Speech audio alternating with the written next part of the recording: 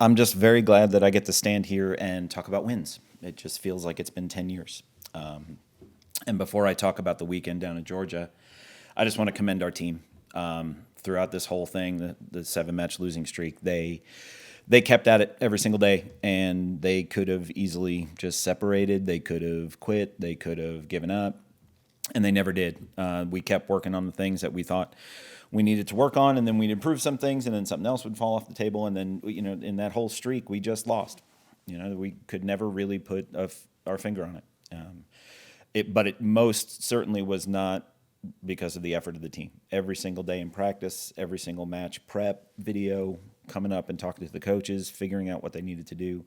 They were doing everything that they could do in order to break it. So kudos to them because I'm a really proud coach in the fact that I was surrounded by that group. And if anything, they just became a tighter team throughout this whole thing. They hated losing. So thankfully, we go down to the Georgia schools, and Southern was ready for us. They played a heck of a first set and did everything right. Clearly, they wanted to beat us. They did not play like a team that had 2 conference wins at all. It's probably the Southern App rivalry. I get it. They also had about 800 people, 900 people in the stands because they were pairing it up with a men's basketball game, which I thought was smart and probably in retaliation of us doing the Luke Combs tickets when they came here and we had 1,500 people in the stands. But they played a heck of a first set, especially defensively. And we struggled scoring in that first set. They played with a ton of energy, and I think we had a little bit of the fear that had been affecting us all year, fear of losing, fear of making a mistake, fear of not doing the right thing. And they got us in the first set. But again, kudos to the team because we made the switch, and I was filling out the lineup, talking to Amber and Colby about any adjustments we needed to make. And the team was completely engrossed with themselves, and they were talking tight huddle. And normally I go in and talk to them before a first set, but I looked at them and just let them go. And everything that I was hearing in that huddle was exactly what I would have said anyway. So I didn't even talk to them before the second set. And we came out and we started playing better. Again, Southern was really did a good prep job against us. And we were down 22-18 in that set. And we just came out on fire after that and eventually tied it up 22-22 and then rolled on to win that second set. And that was huge. And I think that was kind of the tipping point finally for this team, that they fought from being down late in that set against an opponent who was playing well, and came back and won. And we carried that momentum into the third and won a relatively tight one, but I feel like we were in control of that set the whole time. And then we really were in control of the fourth. I don't remember what the score of the fourth set was, but I think it was 25-17 or 25-18. But we really were in control of that whole thing. And then so to finally get off of that slide that we were on was huge. And the locker room was loud, and everybody was screaming and banging lockers. And it was just a huge sense of relief for everybody that we finally broke that streak. And the kids were great. And unfortunately, we had to drive immediately to Atlanta, so we couldn't celebrate too long. We had to quickly get on the bus and go. But then we go to Georgia State.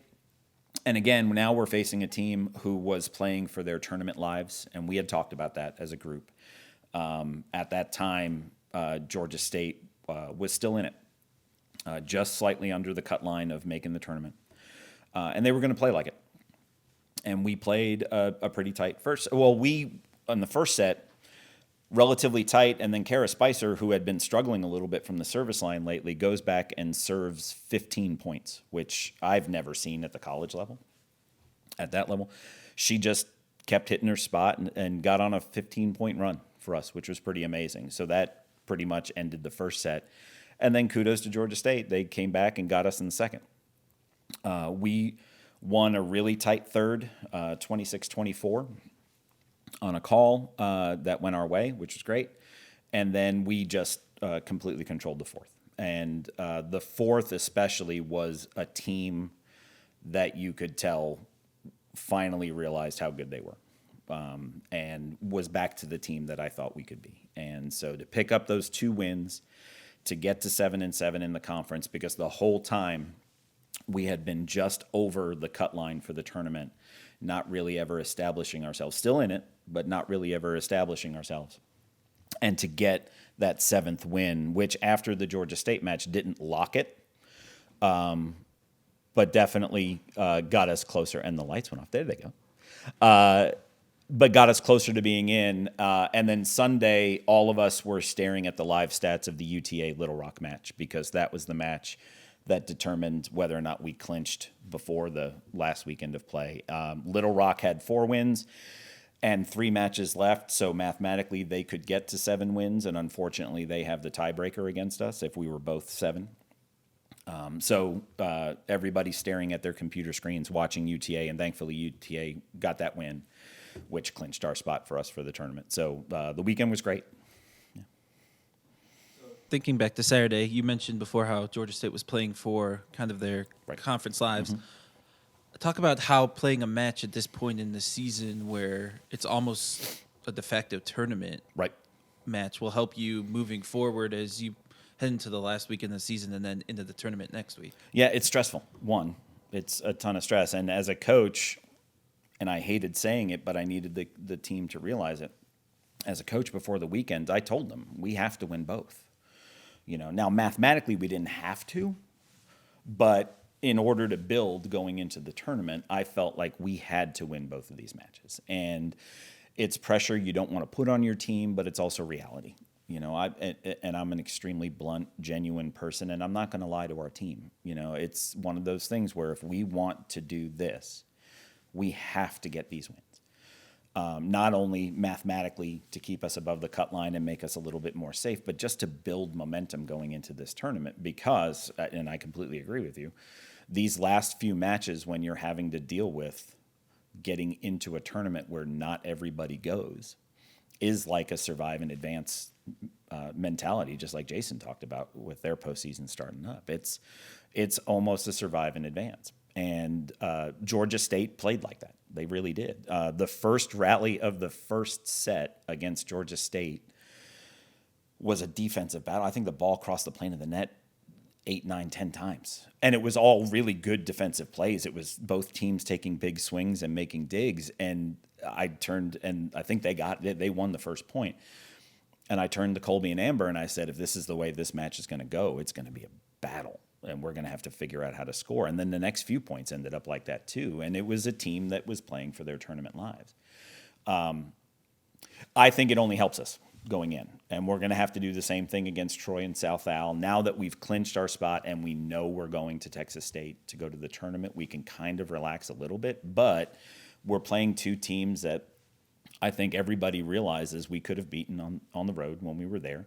Both those teams are really good and playing really well.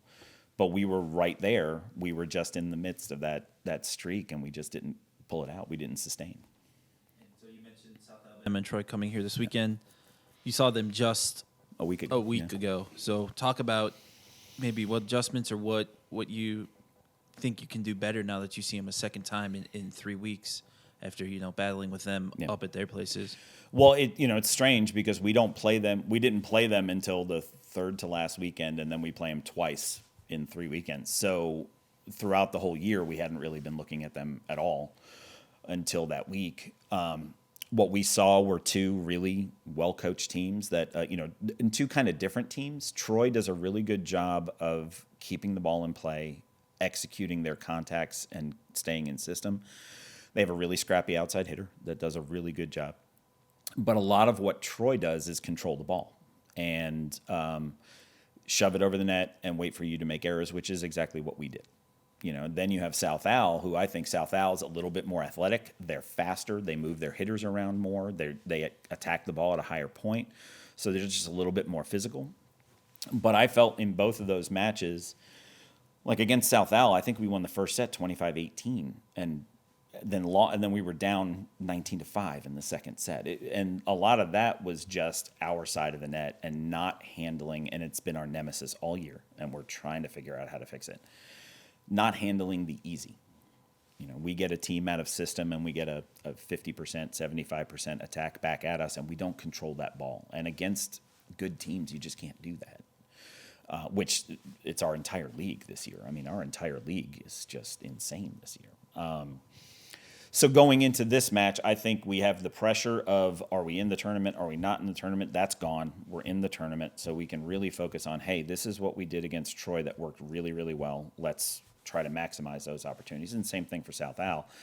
And then here's how they scored against us. Let's try to minimize those. But both of those teams are really good. Again, we'll end with this. Sunday, senior day. You have two seniors on your roster, and Emma Longley and Sydney Farthing. Just talk about what those two have meant to the program, being here for 4 years. We've talked about Emma before battling injury, Right. and we've Sid's, a local kid from Watauga. So just talk about what they've meant to the program over their 4 years here. Yeah, well, you go with Sid, and 5 years ago when we were going through the recruiting process with her, we had always told her that we were interested, and she just didn't know what she wanted to do. We knew that she was a quality player and a quality person. I mean, that family is just amazing. But we wanted her, and she just didn't know what she wanted to do. And it was really late in her senior year that she made the decision that, hey, I think I do want to walk on at App. And so she came up to the office, and, the conversation that we still talk about to this day was, Sid, we've always told you that we want you to be a part of this program, and you're a phenomenal kid. You're a phenomenal player. Your family's outstanding, local, right? But we just don't know, playing time. So if playing time's a big deal for you, you just kind of have to weigh that in. And she said, I just think it would be fantastic to wear the jersey, and just come. And sure enough, the kid's been a 4-year starter for us. It's a 3-rotation DS because she's really good. Her work ethic is outstanding, even coming from local. And I say that, but it's a really good high school program too that goes deep into the state tournament. And she came in and wanted to be really, really good and really focused on her game. And she, I think, one of the better players that I've ever coached. I'm a 3-rotation DS. I need to be good at serve receive, and I need to make plays defensively. Those are the two things that I'm really going to, how do I get better at those? And then how do I also be an outstanding teammate, which is what she is. She's the team mom. She coordinates things. She's, and everybody looks up to her as our senior, one of the most mature players we have on the team. She's going to be missed. And anytime you graduate anybody, but she's going to be missed because she's been a 3-rotation starting DS for us for 4 years. Then you go to M, and I mean, amazing is really the only word I can think of. She's, what is she, 8th in career kills, I think, and really has only had 2 years as an attacker for us because of injury. That's how good she is. I was looking at her numbers, and I think she might be able to get one more spot up, especially if we're good enough to extend our season as long as we can. But in the minimum 3 matches that we have left, I think she can put up enough numbers to move up one spot. And to be in the top 10 in career kills when a good year and a half of your career had been taken away due to injuries is just, it's nothing short of amazing. She and I had a big conversation this weekend because I think the sledgehammer of this is your senior year and it's ending soon hit her. And so she and I sat in the hotel and talked about that, and she just wants to continue being really, really good for this team. She puts a lot of pressure on herself because she knows she's our stud outside hitter. And so I think that kind of came to a head this weekend, and I have to make sure that we constantly have those conversations because I want her to understand she is our stud outside hitter, and she does need to score for us, and she does need to be good.